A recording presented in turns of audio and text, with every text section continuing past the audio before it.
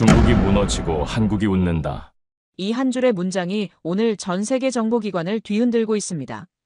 전직 CIA 중국 담당 최고 분석관 마이클 앤더슨이 폭로한 이 문서에는 시진핑의 갑작스러운 실종과 중국 내부의 치열한 권력 투쟁, 그리고 그 배후에서 조용히 중국을 추월해버린 대한민국의 충격적인 실체가 담겨 있었습니다. 세계 최고의 정보 분석가가 밝히는 중국의 몰락과 한국의 부상, 그 가슴 뜨거운 이야기 지금 바로 시작합니다. 그 전에 잠깐 누르는데 1초도 걸리지 않는 좋아요와 구독 버튼을 눌러주시면 영상 제작에 아주 큰 힘이 됩니다. 그럼 오늘의 사연 시작합니다. 제 이름은 마이클 앤더슨입니다. 30년간 CIA에서 중국 담당 최고 분석관으로 일했죠. 오늘 이렇게 카메라 앞에 서게 된 것은 더 이상 침묵할 수 없는 진실 때문입니다. 여러분이 알아야 할 충격적인 사실이 있습니다. 시진핑이 실종됐습니다. 세계 최대 인구 국가의 최고 지도자가 자취를 감춘 겁니다. 이 사실 자체도 충격적이지만 더 놀라운 것은 그 뒤에 숨겨진 진실입니다. 시진핑의 몰락 이면에는 우리가 생각했던 것과는 전혀 다른 새로운 강자가 등장하고 있었습니다. 바로 대한민국입니다. 저는 이 사실을 더 이상 숨길 수 없었습니다. 미국 정부는 여전히 중국을 견제해야 할 최대 경쟁자로 여기고 있지만 실제 정보는 완전히 다른 방향을 가리키고 있었으니까요. 진짜 미래의 주인공은 대한민국이었습니다. 이제 그 모든 증거를 여러분께 공개하려 합니다. CIA에서 30년간 근무하면서 저는 중국의 모든 것을 연구했습니다. 경제부터 정치, 군사, 사회, 문화까지 중국의 모든 영역을 분석하는 것이 제 임무였죠. 중국을 가장 잘 아는 미국인이라는 별명도 얻었습니다. 매일 아침 대통령에게 올라가는 국가정보일 1보고서에 제 분석이 빠진 적이 없었습니다. 그만큼 제 정보와 분석은 신뢰받았습니다. CIA에 입사한 첫날을 지금도 생생히 기억합니다. 1992년 7월 랭글리 본부의 차가운 콘크리트 건물에 들어서던 순간 저는 세계를 바꾸는 정보의 중심에 서게 될 것이란 예감이 들었습니다. 당시 제가 맡은 첫 임무는 장점인의 남중국해 정책 분석이었습니다. 신참이었던 저는 밤을 새워 보고서를 작성했고 그 보고서가 백악관에 보고되었을 때의 그 성취감은 지금도 잊을 수 없습니다. 2000년대 초반 저는 베이징 미국 대사관에 파견되어 3년간 현장 정보 수집 업무를 담당했습니다. 그곳에서 저는 중국의 실상을 직접 목격했습니다. 화려한 베이징 올림픽 준비 이면에 숨겨진 강제 이주민들, 찬란한 경제 성장 뒤에 가려진 환경 파괴와 인권 침해, 그리고 중국 지도부의 내부 권력 투쟁까지. 당시 저는 중국이 겉으로 보이는 것과 실제 모습 사이의 괴리가 얼마나 큰지 깨달았습니다. 2008년 저는 베이징 올림픽 직후 본국으로 복귀하여 중국 분석부서의 팀장으로 승진했습니다. 당시 중국은 세계 금융위기 속에서도 빠른 회복세를 보이며 지휘로 부상하는 중이었습니다.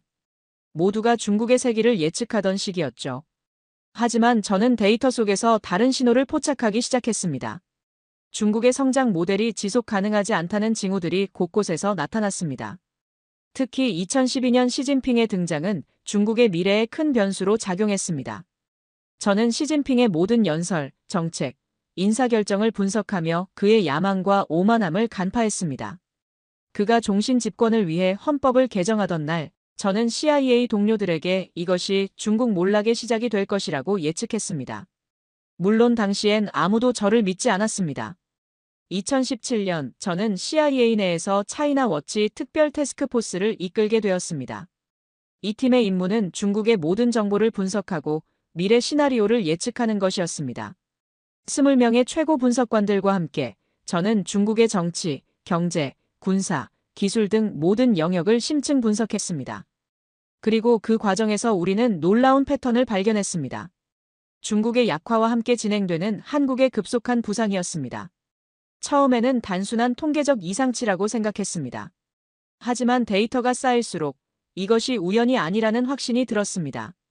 한국은 경제, 기술, 문화, 외교 등 모든 영역에서 놀라운 성장을 보이고 있었고 중국은 반대로 모든 지표에서 하락세를 보이고 있었습니다. 2019년 저는 이러한 분석 결과를 담은 동아시아의 새로운 균형, 중국의 쇠퇴와 한국의 부상이라는 제목의 비밀 보고서를 작성했습니다. 이 보고서는 CIA 내에서도 큰 논란을 일으켰습니다. 대부분의 고위 관리들은 여전히 중국을 최대 위협으로 간주했고 한국의 부상을 과소평가했습니다. 당시 제 상관은 앤더슨, 당신이 한국 영화를 너무 많이 본 것 같군요라며 저를 조롱하기도 했습니다. 하지만 저는 포기하지 않았습니다. 더 많은 데이터를 수집하고 더 정밀한 분석을 진행했습니다. 특히 한국의 반도체 산업과 문화 콘텐츠의 세계적 영향력에 주목했습니다. 삼성전자와 SK하이닉스가 세계 메모리 반도체 시장을 장악하는 과정, BTS와 블랙핑크가 미국 빌보드 차트를 석권하는 현상, 그리고 기생충이 아카데미상을 수상하는 역사적 순간까지. 이 모든 것이 우연이 아니라 한국이라는 나라의 시스템적 우수성을 보여주는 증거였습니다. 2021년 저는 마침내 한국을 직접 방문할 기회를 얻었습니다. 공식적으로는 한미정보협력회의 참석이 목적이었지만 실제로는 한국의 부상을 직접 확인하기 위함이었습니다. 서울에 도착한 순간 저는 그동안의 분석이 틀리지 않았음을 확신했습니다. 활기찬 도시, 첨단 기술로 가득한 인프라, 그리고 무엇보다 자신감 넘치는 한국인들의 에너지가 저를 압도했습니다. 한국 방문 중 저는 삼성전자 화성 공장을 견학했습니다. 세계 최첨단 반도체 생산 라인을 보며 저는 미국과 중국이 벌이는 기술 패권 경쟁의 진정한 승자는 한국이 될 것이라 확신했습니다. 또한 판교 테크노밸리에서 수많은 스타트업 창업자들을 만나며 한국의 혁신 역량을 직접 체감했습니다. 특히 인상적이었던 것은 한국의 위기 대응 능력이었습니다. 코로나19 팬데믹 상황에서 한국은 세계 최고 수준의 방역 시스템을 구축했고 경제적 충격도 최소화했습니다.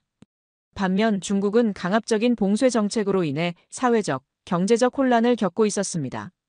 이것은 두 국가의 시스템적 차이를 극명하게 보여주는 사례였습니다. 한국에서 돌아온 후 저는 CIA 내에서 한국 특별 분석 프로젝트를 제안했지만 거절당했습니다. 여전히 대부분의 고위 관리들은 중국에만 집중하고 있었고 한국의 중요성을 인식하지 못했습니다. 이것이 제가 2022년 초 30년간의 CIA 커리어를 마감하고 은퇴를 결정한 주요 이유였습니다. 은퇴 후에도 저는 개인적으로 연구를 계속했습니다. 전 세계의 동료들, 정보 소식통들과 연락을 유지하며 동아시아 정세를 면밀히 관찰했습니다. 그리고 마침내 예측했던 일이 현실이 되기 시작했습니다.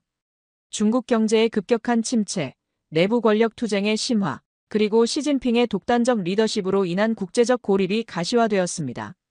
그런 제가 2년 전 CIA를 떠난 것은 더 이상 묵과할 수 없는 현실 때문이었습니다. 미국 정부는 여전히 중국이라는 유령과 싸우고 있었지만 제 눈에는 이미 다른 진실이 보였습니다. 중국은 무너지고 있었고 대한민국은 조용히 그 자리를 차지하고 있었습니다. 오늘 아침 저는 CNN으로부터 한 통의 전화를 받았습니다. 시진핑이 72시간 동안 공식 석상의 모습을 드러내지 않았다는 겁니다. 이것은 그저 건강상의 이유가 아닙니다. 제 분석관 경력을 걸고 말씀드립니다. 시진핑은 이미 실각했습니다. 후진타오와 장유샤 주도의 군부 쿠데타가 성공한 것입니다. 그리고 이 모든 과정에서 대한민국은 결정적인 변수로 작용했습니다.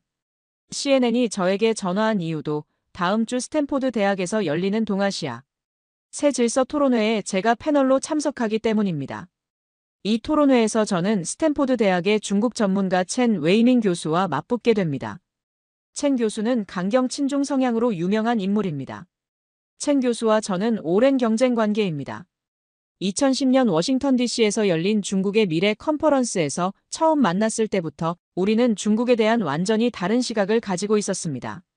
첸 교수는 중국 공산당 정권의 안정성과 경제력을 과대평가하며 중국이 곧 미국을 추월할 것이라는 예측을 고수해왔습니다.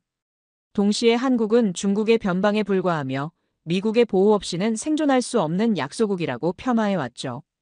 2018년 하버드 대학에서 열린 토론회에서 첸 교수는 한국의 반도체 산업은 미국의 기술에 의존하고 있으며 중국이 자체 기술을 개발하면 곧 한국을 추월할 것이라고 주장했습니다. 당시 저는 중국의 반도체 자립은 적어도 20년이 걸릴 것이며 그 사이 한국은 이미 다음 단계로 진화할 것이라고 반박했습니다. 5년이 지난 지금 현실은 제 예측이 정확했음을 증명하고 있습니다. 또한 첸 교수는 한국 문화에 대해서도 매우 경멸적인 태도를 보여왔습니다. 그는 한 번은 BTS의 빌보드 1위 소식에 대해 미국인들의 일시적인 호기심일 뿐 진정한 문화적 영향력은 중국의 5천년 역사에서 나온다고 말했습니다. 그의 이러한 오만한 태도는 중국 지도부의 사고방식을 그대로 반영하고 있었습니다. 이번 토론에서 저는 그의 모든 주장을 반박하고 진실을 밝힐 기회를 갖게 될 것입니다. 토론회 전날 밤, 저는 호텔방에서 모든 자료를 다시 한번 점검했습니다. 한국과 중국의 GDP 추세, 기술혁신 지수, 국제투자 안정성 지수, 신뢰도 평가, 군사력 분석, 문화적 영향력 지표까지. 모든 데이터가 같은 방향을 가리키고 있었습니다. 중국은 몰락하고 있었고 한국은 상승하고 있었습니다. 특히 인상적인 것은 글로벌 혁신 지수였습니다. 2020년까지만 해도 중국은 세계 14위, 한국은 10위였습니다. 하지만 2023년 기준 한국은 6위로 상승한 반면 중국은 24위로 추락했습니다. 이는 중국의 강압적인 통제가 혁신을 저해하고 있다는 명백한 증거였습니다. 또한 외국인 직접 투자 유입 추세도 주목할 만했습니다. 2020년 이후 중국을 빠져나가는 자본의 규모는 전례 없는 수준이었고 그 상당 부분이 한국으로 유입되고 있었습니다. 특히 반도체, 바이오, 신재생 에너지 분야의 투자가 급증했습니다. 이는 글로벌 자본이 이미 미래의 승자를 중국이 아닌 한국으로 판단하고 있다는 신호였습니다. 문화적 영향력 측면에서도 변화는 극적이었습니다. 2016년까지만 해도 할리우드 영화의 해외 매출에서 중국 시장이 차지하는 비중은 30%에 달했고 한국은 3%에 불과했습니다. 하지만 2023년 중국의 비중은 12%로 감소한 반면 한국 콘텐츠의 글로벌 시장 점유율은 15%로 증가했습니다. 넷플릭스, 디즈니 플러스 등 글로벌 스트리밍 플랫폼에서 한국 콘텐츠는 영어 콘텐츠 다음으로 높은 시청률을 기록하고 있었습니다. 군사적 측면에서도 놀라운 변화가 있었습니다. 한국의 방산 수출은 2020년 72억 달러에서 2023년 230억 달러로 급증했습니다. 특히 K9 자주포, KF-21 전투기, 잠수함 등 첨단 무기 체계의 수출이 두드러졌습니다. 반면 중국의 무기 수출은 품질 문제와 신뢰성 부족으로 인해 감소 추세에 있었습니다. 파키스탄, 미얀마 등 전통적인 중국 무기 수입국들조차 한국 무기에 관심을 보이기 시작했습니다. 이 모든 데이터를 종합해보면 중국의 몰락과 한국의 부상은 더 이상 가설이 아닌 현실이었습니다. 문제는 이 사실을 아직 대부분의 서방 전문가들이 인식하지 못하고 있다는 점이었습니다. 그들은 여전히 중국의 거대한 인구와 경제 규모에 집착하며 질적 변화를 간과하고 있었습니다. 저는 중국을 30년간 연구했지만 한국을 발견한 것은 불과 10년 전입니다. 처음에는 한국을 그저 중국 연구의 부속물로 여겼습니다. 하지만 데이터를 분석할수록 한국이 얼마나 놀라운 나라인지 깨닫게 되었습니다. 중국이 거대한 인구와 자원을 바탕으로 양적 성장에 집중할 때 한국은 질적 성장을 이루고 있었습니다. 중국이 해외 기술을 모방하고 있을 때 한국은 이미 자체 기술을 개발하고 있었습니다. 2014년 저는 처음으로 한국에 관한 심층 분석 보고서를 작성했습니다. 조용한 혁명 한국의 부상과 동아시아 새 질서라는 제목의 이 보고서에서 저는 한국이 중국과 일본 사이에서 새로운 균형자 역할을 할 것이라고 예측했습니다. 당시 이 보고서는 CIA 내에서 큰 주목을 받지 못했습니다. 모두가 중국의 부상과 미중 경쟁에만 집중하고 있었기 때문입니다. 하지만 2016년 이후 상황은 달라지기 시작했습니다. 한국의 반도체 산업이 세계 시장을 장악하고 K-팝과 K-드라마가 글로벌 현상으로 부상하면서 서서히 한국에 대한 관심이 높아졌습니다. 저는 이 기회를 놓치지 않고 한국에 관한 더 많은 연구와 분석을 진행했습니다. 특히 주목했던 것은 한국의 교육 시스템이었습니다. OECD 국가 중 대학 진학률 1위, 국제학업성 취도평가 상위권의 성적, 그리고 세계 최고 수준의 R&D 투자율 이러한 교육에 대한 투자가 한국의 혁신 역량을 뒷받침하고 있었습니다.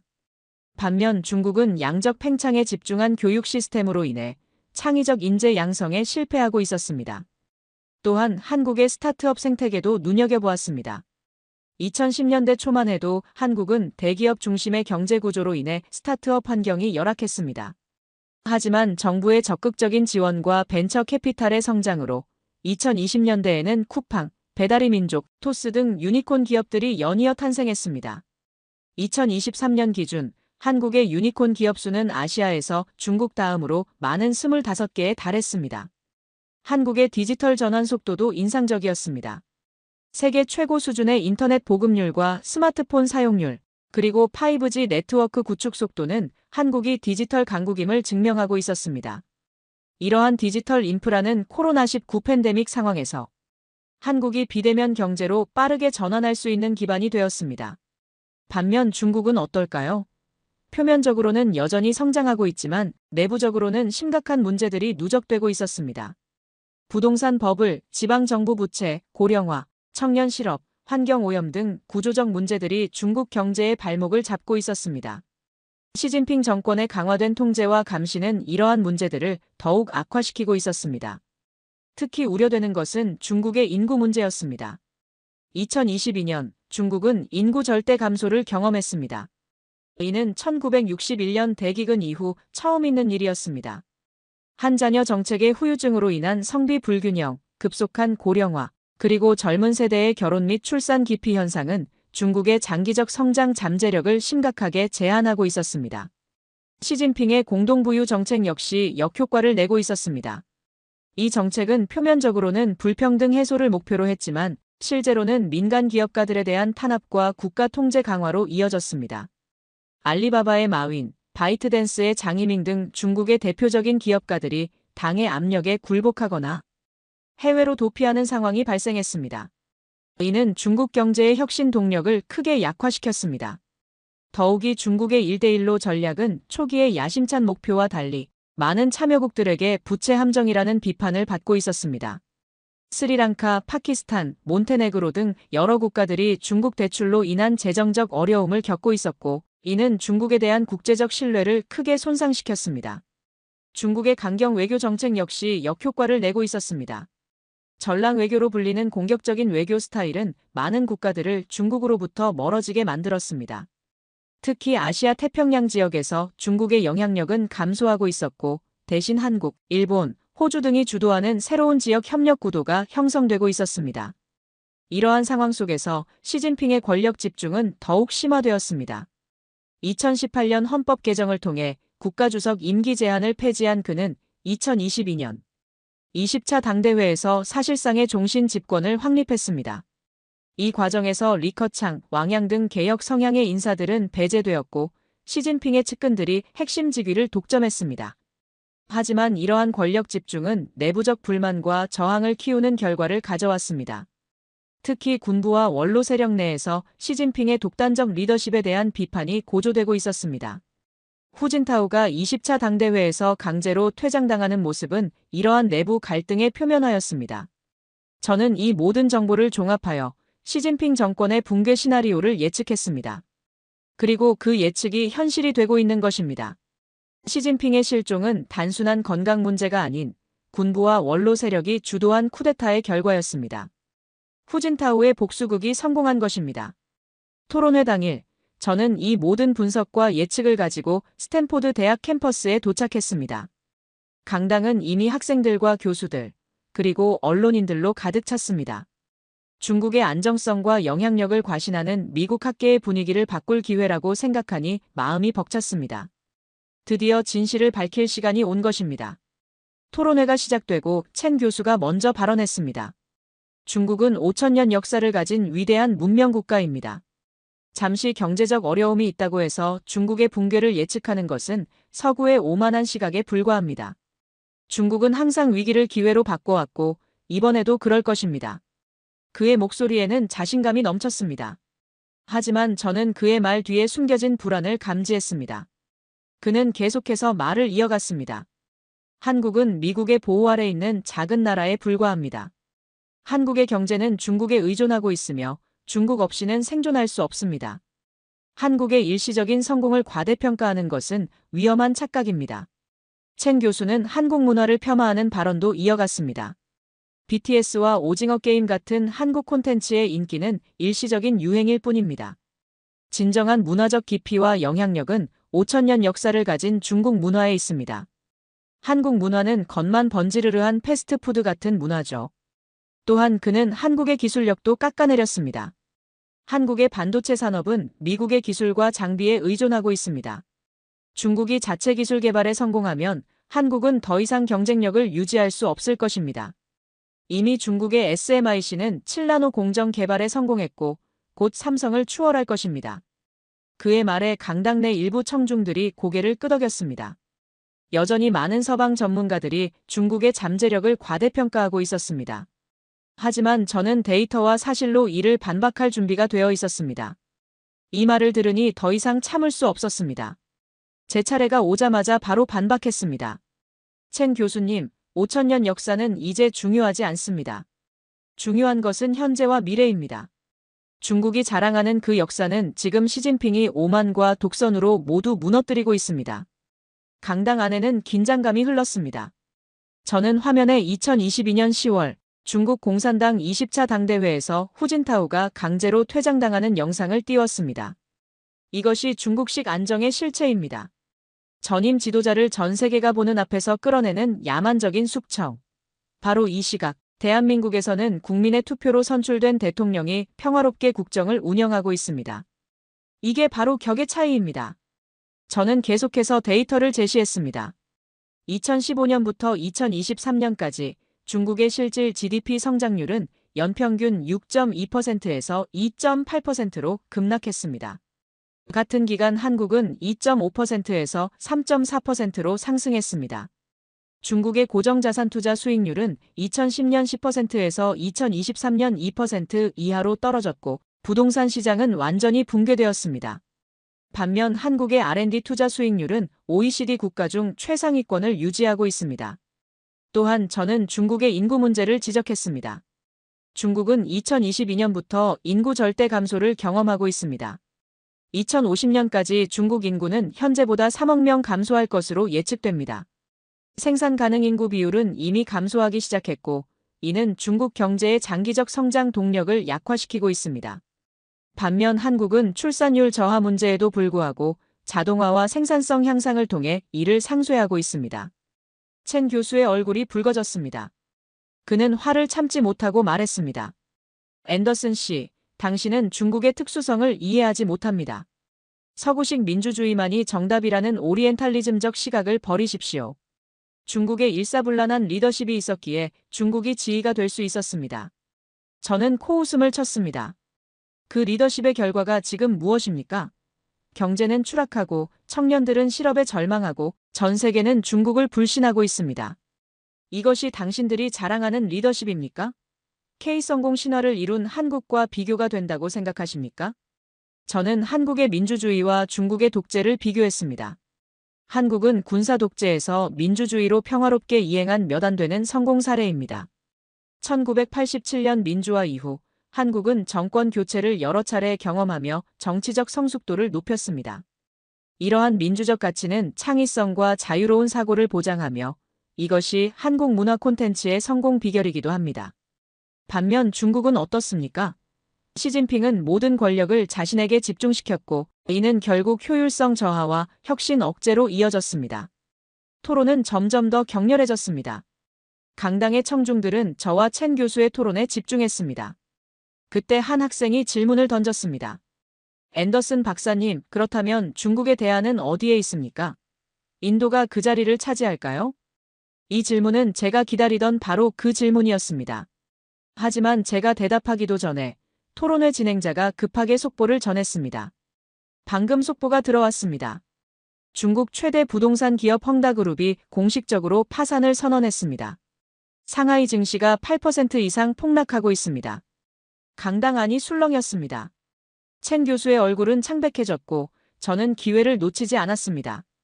인도는 아직 멀었습니다. 진정한 대안은 이미 존재합니다. 바로 대한민국입니다. 중국에서 빠져나온 글로벌 자본이 어디로 향하는지 보십시오. 세계 최고의 기술력, 안정된 민주주의, 예측 가능한 시장. 모든 길은 한국으로 통하고 있습니다. 청중들이 숨을 죽이고 제 발언을 듣고 있었습니다. 저는 이어서 말했습니다. 시진핑이 후진타오와의 복수국에 미쳐있는 동안 대한민국은 반도체, AI, 방산, 문화산업으로 세계를 제패했습니다. 중국이 우물 안개구리처럼 내부 권력 다툼에 함몰될 때 한국은 세계를 무대로 띄었습니다. 이것이 두 나라의 운명을 가른 결정적 차이입니다. 저는 한국에 관한 구체적인 데이터를 제시하기 시작했습니다. 한국의 삼성전자는 이미 세계 메모리 반도체 시장의 44%를 차지하고 있습니다. 인텔과 TSMC를 압도하는 수준이죠. 특히 첸 교수님이 언급한 SMIC의 7나노 공정은 아직 양산 단계도 아니며 수율도 10% 미만입니다. 반면 삼성은 이미 3나노 공정을 양산 중이고 2025년에는 2나노 공정 양산을 앞두고 있습니다. 이 격차는 앞으로 더 벌어질 것입니다. 그리고 반도체만이 아닙니다. 한국의 배터리 기술은 세계 최고 수준입니다. LG에너지솔루션, 삼성 SDI, SK이노베이션은 세계 전기차 배터리 시장의 35%를 차지하고 있습니다. 테슬라, 폭스바겐, BMW 등 세계 주요 자동차 기업들이 한국 배터리를 선택하고 있습니다. 중국의 CATL이 저가 전략으로 시장 점유율을 높이고 있지만 기술력에서는 여전히 한국 기업들이 앞서 있습니다. 조선 산업에서도 한국은 압도적입니다. 2023년 기준 세계 선박 발주량의 45%가 한국 조선소에서 이루어졌습니다. 특히 LNG선, 대형 컨테이너선 등 고부가 가치 선박에서 한국의 점유율은 70%에 달합니다. 중국 조선소들은 저가 선박 시장에서만 경쟁력을 유지하고 있습니다. 한국의 방산 기업들은 세계 시장 점유율을 급속도로 확대하고 있습니다. 특히 K9 자주포는 폴란드, 터키, 호주 등 30개국 이상에 수출되었습니다. 한국의 방산 수출은 2020년 72억 달러에서 2023년 230억 달러로 급증했으며 이는 세계 4위 규모입니다. 러시아 우크라이나 전쟁 이후 유럽 국가들은 앞다투어 한국 무기를 구매하고 있습니다. 폴란드는 K9 자주포 672대, FA50, 경공격기 48대, K2 전차 1000대 등 사상 최대 규모의 방산 계약을 체결했습니다. 한국의 문화 콘텐츠는 이미 세계 시장을 장악했습니다. BTS, 블랙핑크 같은 K-팝 그룹들은 전 세계 차트를 석권하고 기생충, 오징어 게임 같은 한국 영화와 드라마는 아카데미상과 에미상을 휩쓸고 있습니다. 2023년 기준 넷플릭스 글로벌 탑 10의 30%가 한국 콘텐츠였습니다. 첸 교수님이 일시적 유행이라고 폄하했지만 이는 이미 10년 이상 지속되고 있는 현상입니다. 이것은 단순한 문화적 성공이 아닙니다. 한국이 세계의 중심으로 부상하고 있다는 명백한 증거입니다. 또한 한국의 스타트업 생태계도 급속도로 성장하고 있습니다. 쿠팡은 뉴욕 증시에 성공적으로 상장했고 현재 시가총액은 300억 달러를 넘어섰습니다. 토스는 핀테크 분야에서 혁신을 이끌며 100억 달러 이상의 기업 가치를 인정받고 있습니다. 2023년 기준 한국의 유니콘 기업 수는 25개로 아시아에서 중국 다음으로 많습니다. 이러한 스타트업들은 한국 경제의 새로운 성장 동력이 되고 있습니다. 첸 교수는 점점 더 초조해 보였습니다.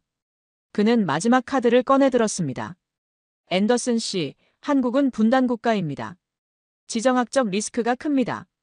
북한이라는 위협이 있는 한 한국은 결코 안정적인 리더가 될 수 없습니다. 이것은 제가 기다리던 순간이었습니다. 저는 화면에 글로벌 투자 안정성 지수를 띄웠습니다. 한국은 아시아 1위, 중국은 최하위권에 있었습니다. 리스크는 분단된 한국이 아니라 언제 황제가 사라질지 모르는 중국에 있습니다. 이제 전 세계는 압니다. 가장 믿을 수 있는 파트너는 대한민국이라는 사실을. 저는 지정학적 리스크에 대한 반박을 이어갔습니다. 한국은 70년 넘게 분단 상황에서도 놀라운 발전을 이루었습니다. 이제 글로벌 투자자들은 북한 리스크를 이미 한국 투자의 변수로 계산하고 있습니다. 오히려 중국의 예측 불가능한 정치적 변동성이 더 큰 리스크로 평가되고 있습니다. 실제로 2022년 이후 홍콩과 상하이에서 빠져나간 자본의 상당 부분이 서울로 유입되었습니다. 또한 한국은 북한 문제를 평화적으로 해결하기 위한 노력을 지속하고 있습니다. 한반도 평화 프로세스는 단계적이고 실용적인 접근법으로 국제사회의 지지를 받고 있습니다. 반면 중국은 남중국해, 대만, 인도, 국경 등에서 공격적인 태도를 보이며 주변국들과의 갈등을 심화시키고 있습니다. 어느 쪽이 더 불안정 요소인지 분명합니다. 강당 안에는 박수 소리가 터져나왔습니다. 첸 교수는 더 이상 반박할 말을 찾지 못했습니다. 그때 제 휴대폰이 울렸습니다. 대만 정보기관의 지인으로부터 온 메시지였습니다. 시진핑 가택연금 확인됨. 군부 통제 중. 저는 그 메시지를 화면에 띄웠습니다. 강당안은 완전히 술렁이었습니다. 저는 카메라를 정면으로 응시하며 말했습니다. 중요한 것은 후진타오의 복수가 아닙니다. 중요한 것은 폭력과 억압의 시대가 저물고 자유와 혁신의 대한민국이 아시아의 새로운 리더로 공인받았다는 역사적 사실입니다. 저는 이어서 중국 내부 상황에 대한 추가 정보를 공개했습니다. 제 소식통에 따르면 시진핑은 지난 주말 중단하이에서 열린 비공개 회의에서 군부 지도자들과 충돌한 후 연금 상태에 놓였습니다. 장유샤 부주석과 허렌동 상장이 이끄는 군부 세력이 실질적 통제권을 장악했습니다. 이들은 후진타오 전 주석의 측근들로 시진핑의 독단적 리더십과 공격적인 대외 정책에 불만을 품어왔습니다. 또한 중국 경제 상황은 공식 통계보다 훨씬 심각합니다. 실제 성장률은 공식 발표치의 절반 수준인 1.5% 내외로 추정됩니다. 부동산 시장의 붕괴로 인해 지방정부 재정은 파산 상태이며 은행 시스템의 부실 대출 비율은 공식 발표치의 3배인 15%에 달합니다. 청년 실업률은 공식 통계로도 20%를 넘어섰고 실제로는 30%에 육박합니다. 이러한 상황에서 장유샤를 중심으로 한 새로운 지도부는 대대적인 개혁을 준비하고 있습니다. 그들의 계획은 세 가지 축으로 구성되어 있습니다. 첫째, 1대1로 정책의 축소 및 재조정. 둘째, 민간 기업에 대한 통제 완화. 셋째, 미국 및 서방과의 관계 개선. 이는 사실상 덩샤오핑 시대의 개혁 개방 노선으로의 회귀를 의미합니다. 하지만 이미 너무 늦었습니다. 중국의 신뢰는 바닥에 떨어졌고 글로벌 자본과 기업들은 이미 중국을 떠나고 있습니다. 그들이 향하는 곳은 바로 한국입니다. 한국은 이제 단순한 중국의 대안이 아니라 아시아의 새로운 중심축으로 자리매김하고 있습니다. 토론이 끝난 후 전 세계 언론들은 이 토론을 대대적으로 보도했습니다. 차이너 리스크, 코리어 아퍼투너티라는 키워드가 실시간 트렌드 1위에 올랐습니다. 첸 교수는 완전히 넉다운되었고 진행자는 경외의 눈빛으로 오늘 우리는 역사의 전환점을 목격했다며 재완승을 선언했습니다. 이 토론 이후 제 인생은 완전히 달라졌습니다. 주요 언론사들이 인터뷰를 요청했고 출판사들은 책 계약을 제안했습니다. CNN, BBC, 블룸버그 등 글로벌 미디어들이 앞다투어 저를 초청했습니다. 그들은 모두 같은 질문을 했습니다. 중국은 정말 끝났나요? 한국이 정말 아시아의 새 리더가 될까요? 저는 모든 인터뷰에서 같은 대답을 했습니다. 네, 중국의 시대는 끝났습니다. 그리고 한국의 시대가 시작되었습니다. 이것은 단순한 경제적 변화가 아닌 세계 질서의 근본적인 재편입니다. 민주주의, 혁신, 개방성, 투명성이라는 가치가 승리한 것입니다.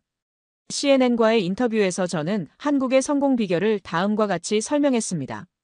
한국의 성공은 단순한 우연이 아닙니다.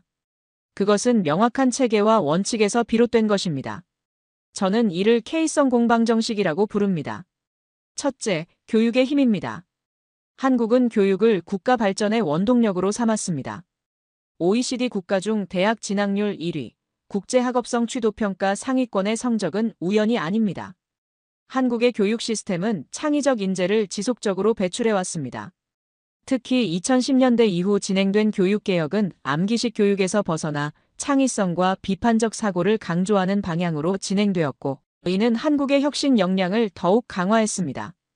둘째, 혁신의 DNA입니다. 한국은 자원이 부족한 나라였지만 그것이 오히려 혁신을 추구하는 원동력이 되었습니다. 삼성, 현대, LG 등 한국 기업들은 모방에서 시작해 혁신으로 발전했고 이제는 세계 시장을 선도하고 있습니다. 특히 주목할 만한 것은 한국 기업들의 선행 투자 전략입니다. 삼성전자는 2008년 글로벌 금융위기 당시에도 R&D 투자를 줄이지 않았고 이는 이후 스마트폰 시장에서의 성공으로 이어졌습니다. 현대자동차 역시 2020년 코로나19 팬데믹 상황에서도 전기차 투자를 확대했고 이는 현재 전기차 시장에서의 급성장으로 보상받고 있습니다.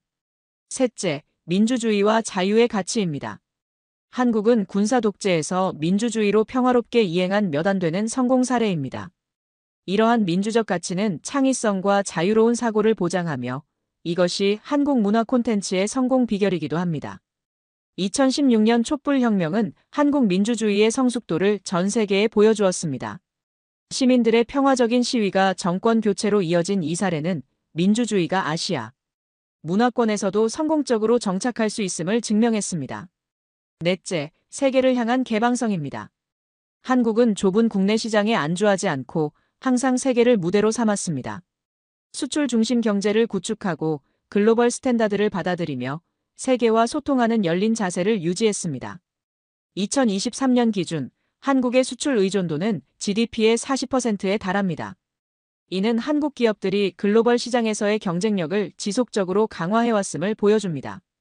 또한 한국은 적극적인 FTA 정책을 통해 현재 세계 GDP의 85%를 차지하는 국가들과 자유무역 협정을 체결했습니다. 다섯째, 위기를 기회로 전환하는 능력입니다. 한국은 6.25 전쟁, 1997년 외환위기, 2008년 글로벌 금융위기 등 수많은 위기를 극복하며 오히려 더 강해졌습니다.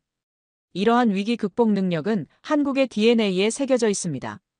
특히 1997년 외환위기 이후 한국은 기업 지배구조 개선, 금융 시스템 강화, 외환 보유고 확대 등 구조적 개혁을 단행했습니다. 이러한 개혁은 2008년 글로벌 금융위기와 2020년 코로나19 팬데믹 상황에서 한국 경제의 강인한 회복력으로 이어졌습니다. BBC와의 인터뷰에서는 중국이 실패한 이유에 대해 자세히 설명했습니다. 중국은 왜 실패했을까요? 저는 그 이유를 다음과 같이 분석했습니다. 첫째, 독재와 억압의 한계입니다. 시진핑은 모든 권력을 자신에게 집중시켰고, 이는 결국 효율성 저하와 혁신 억제로 이어졌습니다. 한 사람의 판단에 의존하는 시스템은 결국 실패할 수밖에 없습니다. 마오쩌둥 시대의 대약진 운동과 문화대혁명의 실패가 이를 증명했음에도 시진핑은 같은 실수를 반복했습니다. 특히 시진핑 집권 2기부터 강화된 이념적 통제는 중국 사회의 창의성과 활력을 크게 저해했습니다. 둘째, 폐쇄적인 시스템입니다. 중국은 인터넷 검열, 외국 기업 규제, 문화적 고립 등으로 세계와 단절되었습니다. 이러한 폐쇄성은 창의성과 혁신을 저해하며 결국 발전의 한계로 작용했습니다. 만리방화벽으로 불리는 인터넷 검열 시스템은 중국인들이 글로벌 정보와 지식에 접근하는 것을 제한했습니다. 이는 장기적으로 중국의 기술 혁신과 문화 발전에 심각한 장애물이 되었습니다. 셋째, 지속 불가능한 경제 모델입니다. 중국의 성장은 부동산 버블과 과잉 투자, 환경 파괴에 의존했습니다. 이는 결국 헝다그룹의 파산과 같은 경제적 붕괴로 이어졌습니다. 중국 GDP의 약 30%가 부동산 관련 산업에 의존하고 있었고, 이는 건전한 경제 구조라고 볼 수 없습니다. 또한 지방 정부들의 토지 판매에 의존한 재정 모델도 부동산 시장 붕괴와 함께 지속 불가능해졌습니다. 넷째, 신뢰의 부재입니다. 중국은 국제사회에서 약속을 지키지 않고 규칙을 무시하는 행동을 반복했습니다. 이로 인해 글로벌 투자자들과 파트너 국가들의 신뢰를 잃었고, 이는 중국 경제의 치명적인 약점이 되었습니다. 홍콩에 대한 약속 파기, 남중국해에서의 공격적 행동, 지적 재산권 침해 등은 국제사회의 중국에 대한 신뢰를 크게 손상시켰습니다. 이러한 신뢰 부재는 결국 글로벌 자본과 기업들이 중국을 떠나는 원인이 되었습니다. 다섯째, 인구 문제입니다. 중국은 일찍부터 시행한 한자녀 정책의 후유증으로 심각한 고령화와 생산인구 감소에 직면했습니다. 이는 경제성장의 근본적인 한계로 작용하고 있습니다. 2022년부터 중국은 인구 절대 감소를 경험하고 있으며 2023년에는 전년 대비 250만 명 감소했습니다. 유엔의 예측에 따르면 2050년까지 중국 인구는 현재보다 3억 명 감소할 것으로 전망됩니다. 이는 중국 경제의 장기적 성장 잠재력을 심각하게 제한하는 요소입니다. 블룸버그와의 인터뷰에서는 한국의 경제적 성공을 더 자세히 분석했습니다.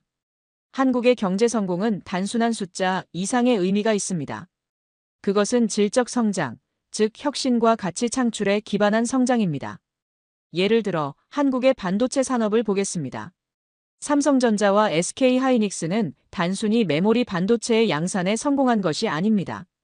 그들은 지속적인 R&D 투자를 통해 기술 혁신을 이루었고, 이제는 시스템 반도체 분야에서도 급속도로 성장하고 있습니다. 삼성전자의 파운드리 사업부는 2023년 기준 세계 시장 점유율 17%를 차지하며 TSMC에 이어 2위를 기록했습니다. 특히 첨단 공정 분야에서는 사실상 TSMC와 삼성의 양강 구도가 확립되었습니다. 한국의 배터리 산업도 주목할 만합니다. LG에너지솔루션, 삼성 SDI, SK이노베이션은 단순한 배터리 셀 제조를 넘어 배터리 관리 시스템, 열 관리 기술, 고체, 전해질 배터리 등 첨단 기술 개발에 집중하고 있습니다. 이는 단순 제조업에서 고부가 가치 기술 산업으로의 전환을 보여주는 사례입니다. 또한 한국의 바이오 산업도 급속도로 성장하고 있습니다. 삼성 바이오로직스는 세계 최대 규모의 바이오 의약품 위탁 생산 기업으로 성장했으며 셀트리온, 한미약품 등도 바이오 시밀러와 신약 개발 분야에서 글로벌 경쟁력을 갖추고 있습니다. 특히 2020년 코로나19 팬데믹 상황에서 한국의 진단키트와 백신 개발 능력은 세계적으로 인정받았습니다. 한국의 스타트업 생태계도 주목할 만합니다. 2023년 기준 한국 스타트업의 총 기업 가치는 1,000억 달러를 넘어섰으며 이는 2018년 대비 5배 증가한 수치입니다. 특히 AI, 로보틱스, 바이오테크, 핀테크 분야에서 혁신적인 스타트업들이 등장하고 있습니다. 네이버와 카카오 같은 한국의 IT 대기업들도 적극적인 글로벌 확장을 추진하고 있으며 특히 AI와 클라우드 분야에서 주목할 만한 성과를 보이고 있습니다. 저는 직접 한국을 방문할 기회를 얻었습니다. 서울의 화려한 스카이라인, 첨단 기술로 가득한 도시 인프라, 활기찬 문화 현장을 직접 체험하며 저는 제 예측이 틀리지 않았음을 다시 한번 확인했습니다. 특히 판교 테크노밸리를 방문했을 때의 충격은 잊을 수 없습니다. 실리콘밸리를 능가하는 혁신의 에너지가 넘쳐났고 스타트업들은 AI, 블록체인, 바이오 등 첨단 분야에서 놀라운 성과를 창출하고 있었습니다. 세계 최고의 인터넷 속도와 5G 보급률은 한국이 디지털 강국임을 증명하고 있었습니다. 판교 테크노밸리의 한 스타트업 대표는 저에게 이렇게 말했습니다. 우리는 더 이상 실리콘밸리를 모방하지 않습니다. 우리만의 방식으로 혁신을 추구하고 있죠. 한국의 강점인 빠른 실행력 하드웨어와 소프트웨어의 결합, 그리고 글로벌 시장을 겨냥한 전략이 우리의 경쟁력입니다. 또한 한국의 문화적 측면도 깊은 인상을 남겼습니다. 전통과 현대가 조화롭게 공존하는 모습, 역동적인 거리의 에너지, 세계 각국의 관광객들로 붐비는 명동과 홍대는 한국이 이미 문화 강국임을 보여주고 있었습니다. 서울 종로구의 한 전통 찻집에서 만난 문화평론가는 한국 문화의 성공 비결을 이렇게 설명했습니다. 한국 문화의 강점은 전통의 재해석과 현대적 감각의 조화입니다. 우리는 서구 문화를 단순히 모방하지 않고 우리만의 색깔을 입혀 재창조합니다. 또한 기술과 문화의 융합도 중요한 요소입니다. K-팝의 성공은 단순한 음악적 성취가 아니라 SNS와 디지털 플랫폼을 활용한 전략적 접근의 결과입니다. 한국 방문 중 가장 인상적이었던 것은 한국인들의 자부심과 열정이었습니다. 그들은 자신들의 나라가 세계의 중심으로 부상하고 있다는 사실을 알고 있었고 더 나은 미래를 위해 끊임없이 노력하고 있었습니다. 이러한 국민적 에너지야말로 한국 성공의 가장 큰 원동력이라고 느꼈습니다. 서울대학교에서 만난 한 경제학 교수는 이렇게 말했습니다.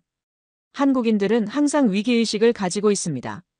우리가 뒤처지면 생존할 수 없다는 절박함이 우리를 앞으로 나아가게 하는 원동력입니다. 이것이 한국의 빨리빨리 문화를 만들어냈고 이는 디지털 시대에 오히려 경쟁력이 되었습니다.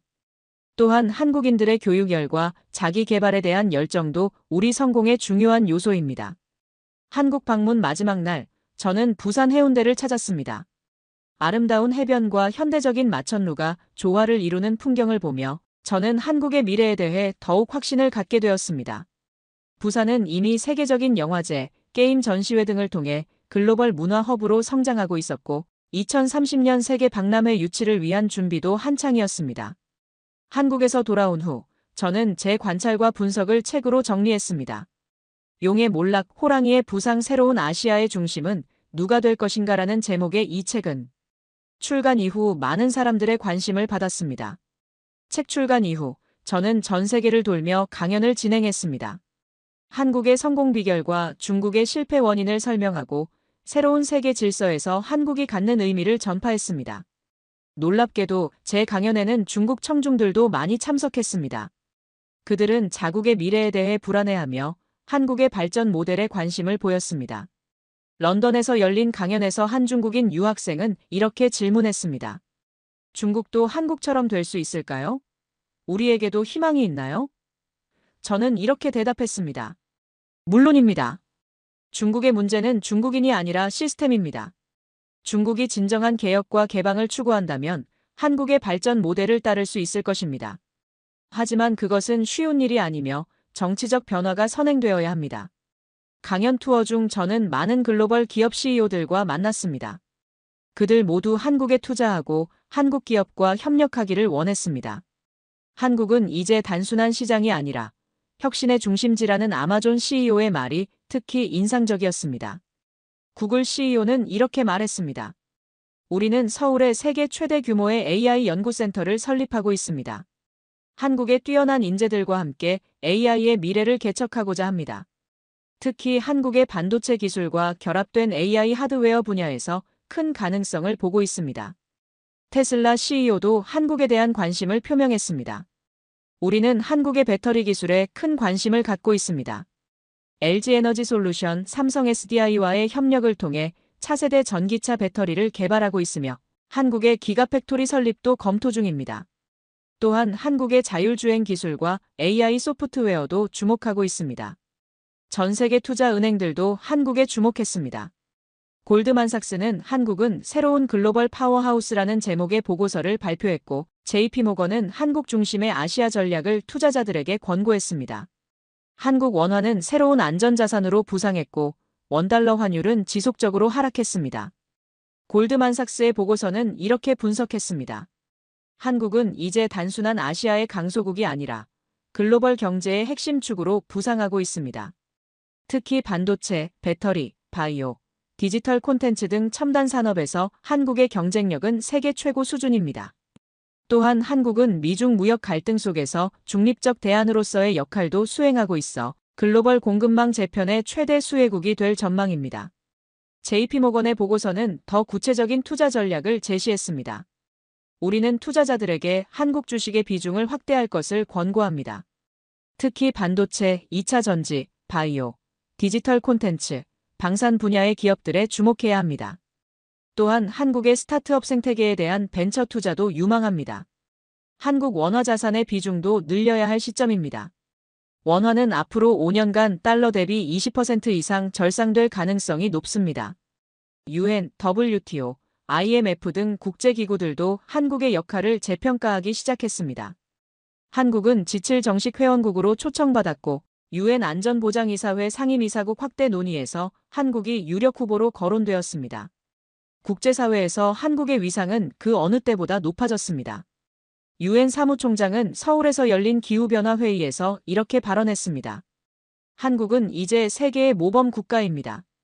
전쟁의 폐허에서 일어나 경제 강국이 되었을 뿐만 아니라 민주주의와 인권, 그리고 지속 가능한 발전의 가치를 실현하고 있습니다. 한국의 그린 뉴딜 정책은 경제 성장과 환경, 보호를 동시에 추구하는 모델로서 다른 국가들이 배워야 할 사례입니다. WTO 사무총장도 한국의 역할을 강조했습니다. 한국은 자유무역의 수호자로서 중요한 역할을 하고 있습니다.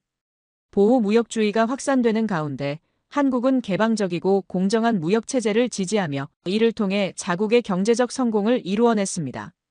이제 한국은 선진국과 개발도상국 사이의 가교 역할을 하며 글로벌 무역 거버넌스의 개혁을 이끌고 있습니다. 특히 주목할 만한 것은 우주개발 분야에서의 한국의 약진이었습니다. 한국의 누리호 발사 성공과 달 탐사선 다누리호의 성과는 세계를 놀라게 했습니다. 한국은 우주개발 선진국 클럽에 당당히 이름을 올렸고 이는 한국의 과학기술력을 다시 한번 증명하는 계기가 되었습니다. 한국항공우주연구원의 원장은 누리호 2차 발사 성공 후 이렇게 말했습니다. 이제 한국은 독자적인 우주 발사 능력을 갖춘 세계 7번째 국가가 되었습니다.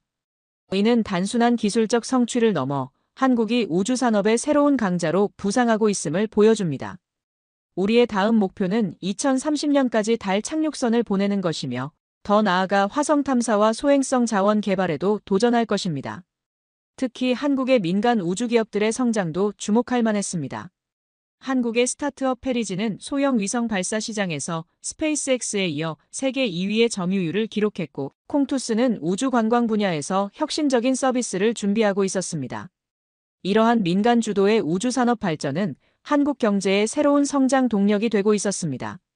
이러한 한국의 성공은 중국의 몰락과 극명한 대비를 이루었습니다. 시진핑 실종 이후 중국은 심각한 내부 분열에 직면했습니다.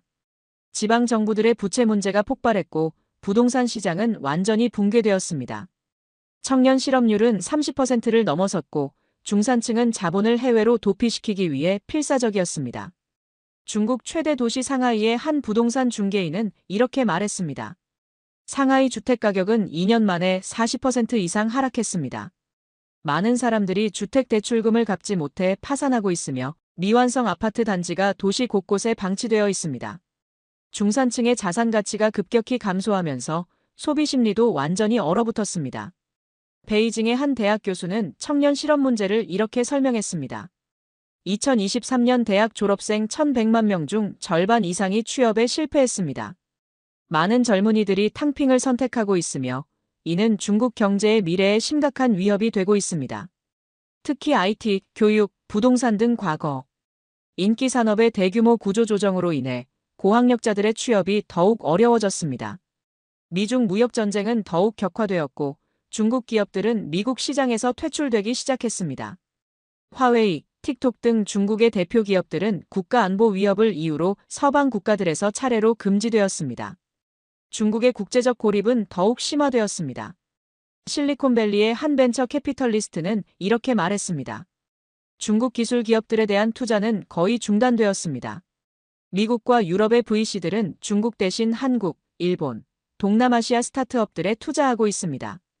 특히 한국 스타트업들은 기술력과 글로벌 확장성을 겸비하고 있어 가장 매력적인 투자처로 떠오르고 있습니다.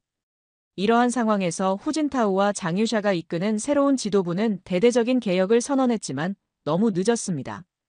국내 문제와 국제적 고립에 직면한 중국은 더 이상 지위로서의 지위를 유지할 수 없었습니다. 중국의 시대는 끝났고 한국의 시대가 시작된 것입니다. 저는 미국 정부의 새로운 대아시아 전략을 제안했습니다. 중국 견제가 아닌 한국 중심의 동아시아 협력 체제를 구축해야 합니다. 한국은 민주주의, 시장경제, 법치주의 등 미국과 가치를 공유하는 국가이며 기술력과 문화적 영향력으로 아시아를 이끌 수 있는 유일한 국가입니다. 제 제안서는 신동아시아 전략 한국 중심의 새로운 지역 질서라는 제목으로 국가안보회의와 국무부 고위 관리들에게 전달되었습니다.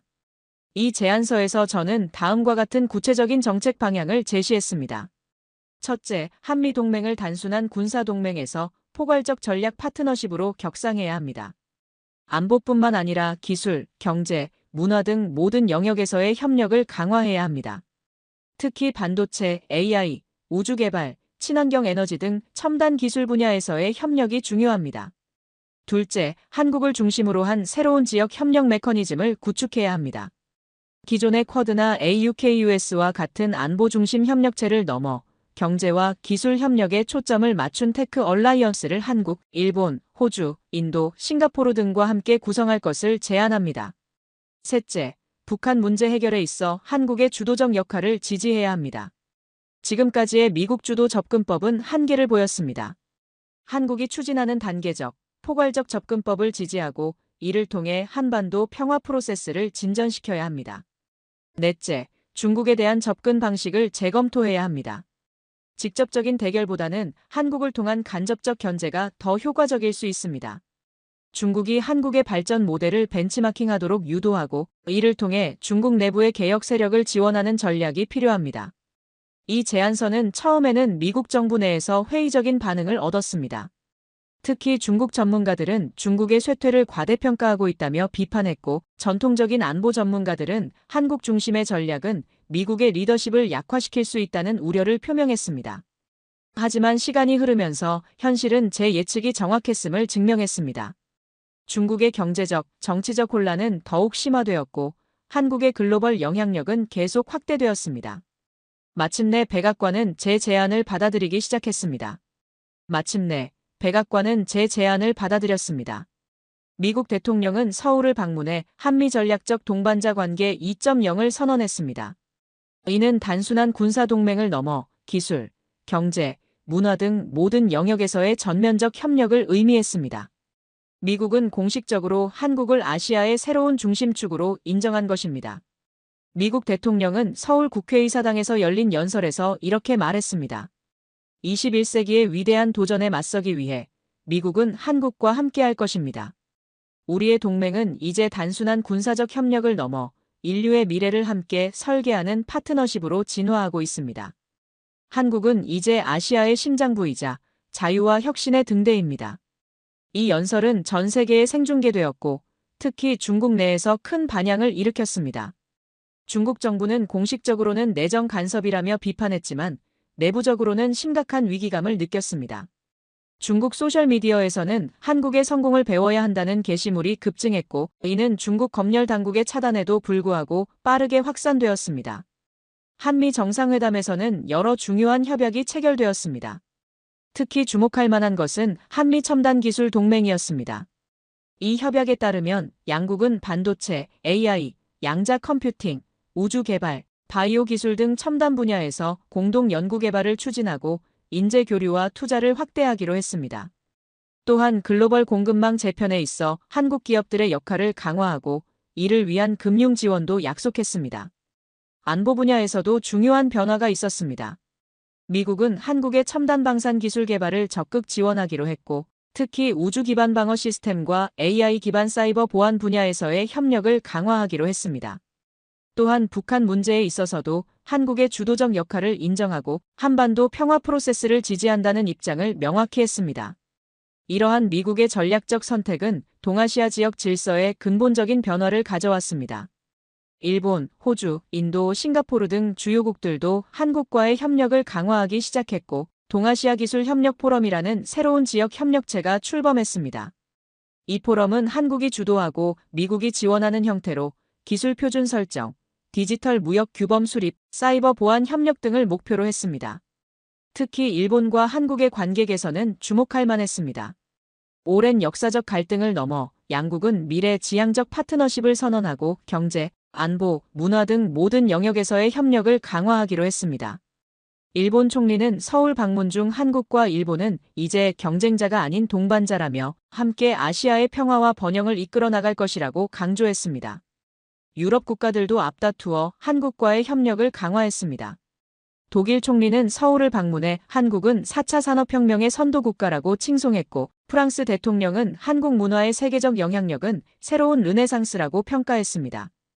영국은 한국과 포괄적 자유무역협정을 체결하며 한국은 브렉시트 이후 영국의 가장 중요한 파트너라고 선언했습니다. 독일과 한국은 특히 제조업 혁신 분야에서 긴밀한 협력을 시작했습니다. 베를린에서 열린 한독산업 4.0 포럼에서 독일 총리는 이렇게 말했습니다. 독일의 정밀함과 한국의 속도가 만나면 제조업의 미래를 주도할 수 있습니다. 우리는 한국의 디지털 전환 속도와 혁신 문화에서 많은 것을 배우고 있습니다. 프랑스는 문화산업 분야에서 한국과의 협력을 강화했습니다. 파리에서 열린 한불문화산업협력 포럼에서 프랑스 문화부 장관은 한국은 전통 문화를 현대적으로 재해석하고 이를 글로벌 콘텐츠로 발전시키는 데 탁월한 능력을 보여주고 있다며 프랑스와 한국의 문화적 협력은 새로운 글로벌 문화 트렌드를 창출할 것이라고 강조했습니다. 영국은 금융과 바이오 분야에서 한국과의 협력을 확대했습니다. 런던의 금융 중심지 시티에서는 한영 핀테크 허브가 설립되었고 케임브리지와 대전의 바이오 클러스터 간 공동 연구 프로젝트가 시작되었습니다. 영국 재무장관은 브렉시트 이후 영국의 새로운 글로벌 전략에서 한국은 핵심적인 위치를 차지한다며 양국의 보완적 강점을 결합하면 글로벌 혁신을 주도할 수 있다고 말했습니다. 러시아와 중동 국가들조차 한국에 접근하기 시작했습니다. 러시아는 극동 개발을 위해 한국의 투자를 적극 유치했고 사우디아라비아는 비전 2030 실현을 위해 한국 기업들과 대규모 계약을 체결했습니다. 한국은 명실상부 글로벌 강국으로 자리매김했습니다. 러시아는 우크라이나 전쟁 이후 서방의 제재로 인해 경제적 어려움을 겪고 있었고 이를 극복하기 위해 아시아 국가들과의 협력을 모색하고 있었습니다. 특히 블라디보스토크를 중심으로 한 극동 지역 개발에 한국의 참여를 적극 요청했습니다. 러시아 대통령은 한국 대통령과의 화상회담에서 한국의 발전 경험과 기술력은 러시아 극동 지역 발전에 큰 도움이 될 것이라며 에너지, 조선, 인프라 분야에서의 협력을 희망한다고 말했습니다. 중동 국가들도 한국과의 관계를 강화하고 있었습니다. 특히 사우디아라비아는 석유 의존 경제에서 벗어나기 위한 비전 2030 프로젝트에 한국 기업들의 참여를 적극 추진했습니다. 사우디 왕세자는 서울을 방문해 1,000억 달러 규모의 투자 협약을 체결했고, 이 중 상당 부분이 신재생 에너지, 스마트시티, 디지털 인프라 분야에 집중되었습니다. 아랍에미리트는 한국과 원자력 협력을 넘어 우주개발 분야로 협력을 확대했습니다. 아부다비에서 열린 한국-아랍에미리트 우주협력 포럼에서 양국은 달 탐사 공동 프로젝트를 발표했고, 이는 중동 최초의 달 탐사 계획이었습니다. 아랍에미리트 우주청장은 한국의 우주기술은 미국, 러시아, 중국과 어깨를 나란히 하고 있으며 우리는 한국과의 협력을 통해 중동의 우주시대를 열어갈 것이라고 강조했습니다. 아프리카 국가들도 한국을 새로운 발전 모델로 주목하기 시작했습니다. 르완다, 에티오피아, 케냐 등 아프리카의 신흥국들은 한국의 발전 경험을 배우기 위해 정부 관료들을 한국에 파견하고 한국의 ODA 프로그램을 적극 유치했습니다. 특히 디지털 정부, 스마트 농업, 교육 혁신 분야에서 한국의 경험과 기술을 전수받고자 했습니다. 르완다 대통령은 서울 방문 중 이렇게 말했습니다. 한국은 전쟁의 폐허에서 일어나 세계적인 강국이 되었습니다. 이는 아프리카 국가들에게 큰 영감을 줍니다. 우리는 한국의 발전 모델을 아프리카의 현실에 맞게 적용하고자 합니다. 특히 교육에 대한 투자, 기술 혁신, 그리고 청렴한 정부 운영 등 한국의 성공 요인을 배우고 싶습니다. 남미 국가들도 한국과의 협력을 확대했습니다. 브라질, 콜롬비아, 칠레 등은 한국과의 FTA를 체결하고 인프라, 에너지, 디지털 분야에서의 협력을 강화했습니다. 특히 한국의 5G 기술, 전자정부 시스템, 스마트시티 솔루션 등이 남미 국가들에게 큰 관심을 받았습니다. 브라질 대통령은 한국 방문 중 한국은 남미 국가들이 4차 산업혁명 시대에 도약하기 위한 최고의 파트너라며 특히 디지털 인프라 구축과 지속 가능한 발전 모델 수립에 있어 한국의 경험은 매우 귀중하다고 강조했습니다. 이처럼 전 세계가 한국을 주목하고 한국과의 협력을 강화하는 가운데 한국 기업들의 글로벌 영향력도 급속도로 확대되었습니다. 삼성전자는 애플을 제치고 세계 최대 스마트폰 제조업체로 자리매김했고 현대자동차는 테슬라와 함께 전기차 시장을 양분했습니다. LG에너지솔루션은 세계 배터리 시장을 장악했고 네이버와 카카오는 글로벌 디지털 플랫폼으로 성장했습니다. 특히 주목할 만한 것은 한국 스타트업들의 글로벌 진출이었습니다. 쿠팡은 아마존과 경쟁하는 글로벌 이커머스 기업으로 성장했고 토스는 아시아를 넘어 유럽과 남미 금융 시장에 진출했습니다. 또한 AI 스타트업 루닛은 의료 AI 분야에서 세계적인 기업으로 인정받았고 자율주행 기술 기업 모비라이는 구글의 웨이모와 경쟁하는 수준까지 성장했습니다. 이러한 한국 기업들의 성공은 한국의 브랜드 가치를 더욱 높였습니다. 2023년 인터브랜드 발표에 따르면 코리아 브랜드의 가치는 전년 대비 23% 상승해 세계 7위를 기록했고 이는 중국과 일본을 모두 앞지른 것이었습니다. 특히 혁신, 신뢰성, 창의성 측면에서 한국 브랜드는 최상위권 평가를 받았습니다. 문화적 영향력 측면에서도 한국의 지위는 더욱 공고해졌습니다. K-팝은 이제 단순한 음악 장르를 넘어 글로벌 대중문화의 주류로 자리 잡았습니다. BTS, 블랙핑크, 트와이스 등의 그룹들은 전 세계 차트를 석권했고 그들의 영향력은 음악을 넘어 패션, 라이프스타일, 가치관에까지 미쳤습니다. 한국 영화와 드라마도 글로벌 콘텐츠 시장을 주도했습니다. 기생충, 헤어질 결심 등의 영화는 아카데미상을 수상했고 오징어 게임, 더 글로리, 이상한 변호사, 우영우 등의 드라마는 넷플릭스 글로벌 차트를 석권했습니다. 이제 할리우드 스튜디오들은 한국 콘텐츠를 모방하고 한국 크리에이터들을 영입하기 위해 경쟁했습니다. 워너브라더스 CEO는 이렇게 말했습니다. 한국 콘텐츠는 이제 글로벌 엔터테인먼트 산업의 표준이 되었습니다. 그들의 스토리텔링 방식, 제작 효율성, 그리고 글로벌 시장을 이해하는 능력은 할리우드가 배워야 할 점입니다. 우리는 한국 크리에이터들과의 협력을 통해 할리우드의 혁신을 이끌어내고자 합니다. 한국 문화의 영향력은 음식, 패션, 뷰티 등 생활 전반으로 확대되었습니다. 한식은 이제 세계 5대 요리로 인정받았고 서울 패션 위크는 밀라노, 파리, 뉴욕, 런던과 함께 세계 5대 패션 위크로 자리매김했습니다. 한국의 뷰티 브랜드들은 글로벌 화장품 시장을 주도했고 한국식 피부 관리는 전 세계 미용 산업의 표준이 되었습니다. 이처럼 경제, 기술, 문화 등 모든 영역에서 한국의 영향력이 확대되면서 한국어 학습, 열풍도 전 세계적으로 확산되었습니다. 2023년 기준 전 세계 한국어 학습자 수는 1,500만 명을 넘어섰고 이는 2020년 대비 3배 증가한 수치였습니다. 미국, 유럽, 아시아 등 주요 대학들은 앞다투어 한국학과를 개설했고 듀오링고와 같은 언어 학습 앱에서도 한국어는 가장 인기 있는 언어 중 하나였습니다. 하버드 대학의 한 언어학 교수는 이렇게 분석했습니다. 한국어 학습 열풍은 단순한 문화적 호기심을 넘어 실용적 필요성에 기반하고 있습니다. 한국과 비즈니스를 하고 한국 기업에 취업하고 한국의 혁신을 이해하기 위해 한국어를 배우는 사람들이 늘고 있습니다. 이는 한국이 이제 글로벌 사회에서 필수적인 국가로 자리매김했음을 의미합니다.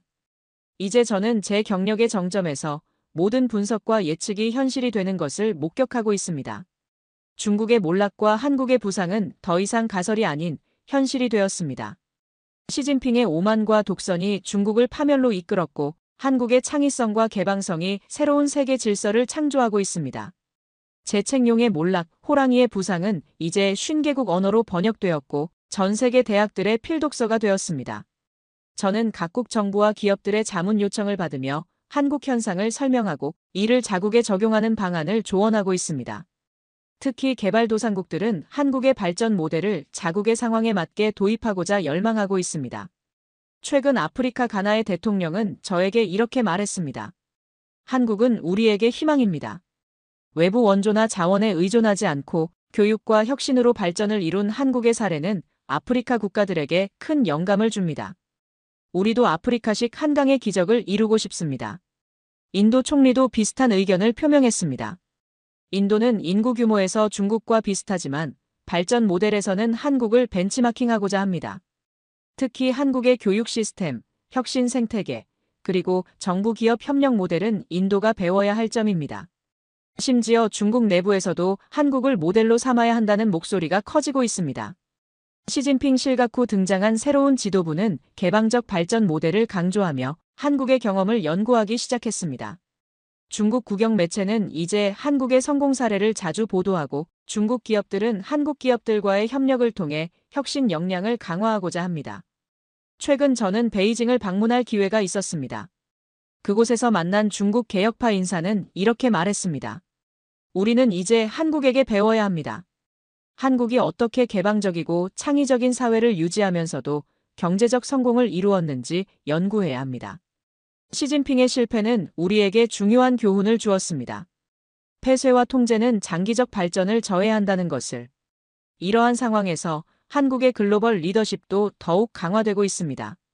한국은 이제 G7 정식 회원국이 되었고 UN 안보리 상임이사국 확대 논의에서도 유력 후보로 거론되고 있습니다.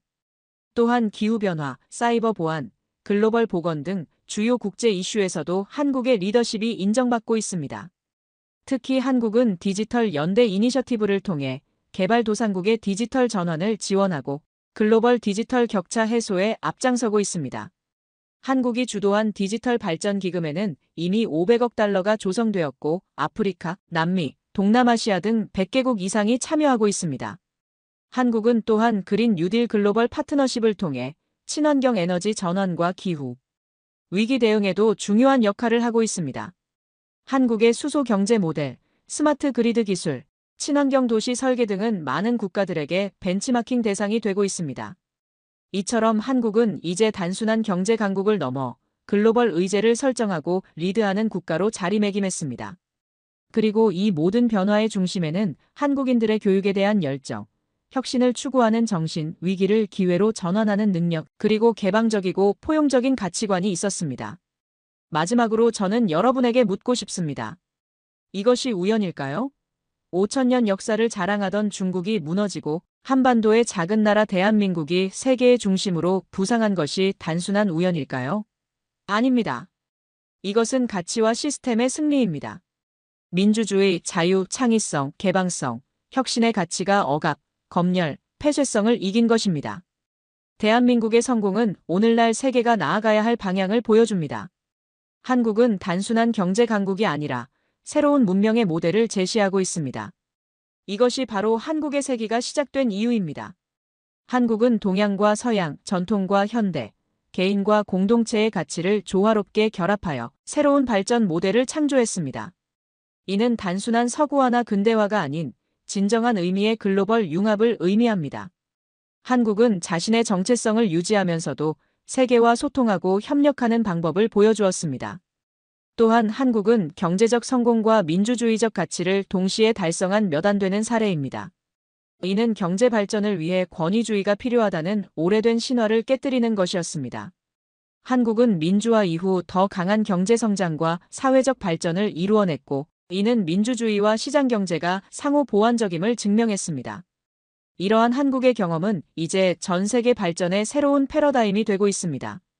한국식 발전 모델은 많은 개발도상국들에게 희망과 영감을 주고 있으며 선진국들에게도 새로운 도전과 혁신의 방향을 제시하고 있습니다. 시진핑은 후진타오에게 당했고 중국은 몰락했습니다. 그리고 그 무대 뒤에서 조용히 웃고 있는 진짜 승자는 바로 대한민국이었습니다. 세계 역사의 새로운 장이 열렸고 그 중심에는 대한민국이 있습니다. 이것이 바로 우리가 목격하고 있는 역사적 진실입니다. 여러분, 이 영상이 마음에 드셨다면 좋아요와 구독 부탁드립니다. 또한 여러분은 어떤 의견을 가지고 계신지 댓글로 남겨주세요. 대한민국의 미래에 대한 여러분의 생각이 궁금합니다. 앞으로도 세계 정세와 대한민국의 부상에 관한 더 많은 분석을 가져오겠습니다. 어쩌면 이 모든 변화는 시작에 불과할지도 모릅니다. 대한민국이 진정한 글로벌 리더로서 세계를 이끌어갈 새로운 시대가 열리고 있습니다. 그 여정에 여러분도 함께 하시길 바랍니다. 다시 한번 시청해주셔서 감사합니다. 다음 영상에서 또 만나 뵙겠습니다.